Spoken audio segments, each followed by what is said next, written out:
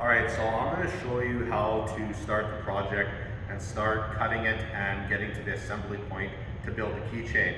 So what we're going to do first of all is put our safety glasses on, and you can put your gloves on to begin with, or we can wait until we're soldering, whatever you're more comfortable with. I find the gloves for what I need to do right now a little cumbersome, so I'm going to put mine on just before I do the soldering on it. So the first thing you're going to do is you're going to get a tape measure, and we're going to mark the copper tube at 4 inches. Once it's marked at 4 inches, we're going to use our tubing cutters, and we're going to open up the tubing cutters, allow the tube to sit on the rollers. Now your tubing cutter may have the rollers on top and the cutting wheel on bottom. My tubing cutter I'm using has the rollers on the bottom with the cutting wheel on top.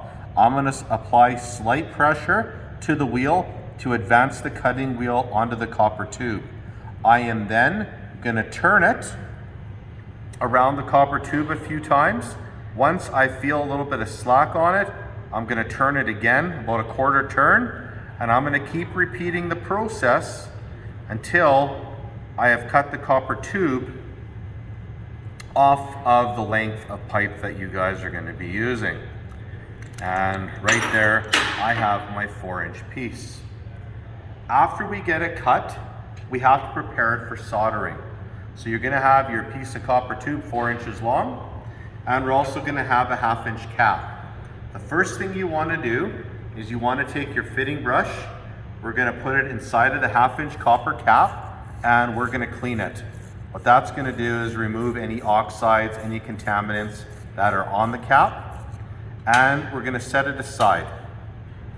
We're then going to take the piece of copper tube that you cut, 4 inches long, and we're going to clean it about 5/8 to 3/4 inch up on it.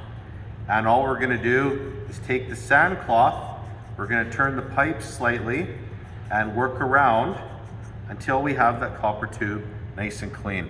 And you can tell right there, there's a bit more contaminant on it. Just there must have been a sticker. And I'm going to clean it. So there we go. It's all clean. After I get it cleaned, while holding the copper tube in my hand, I'm also going to pick up the copper cap. I'm going to apply flux to the copper cap. I'll set that aside and apply flux to my copper tube all the way around.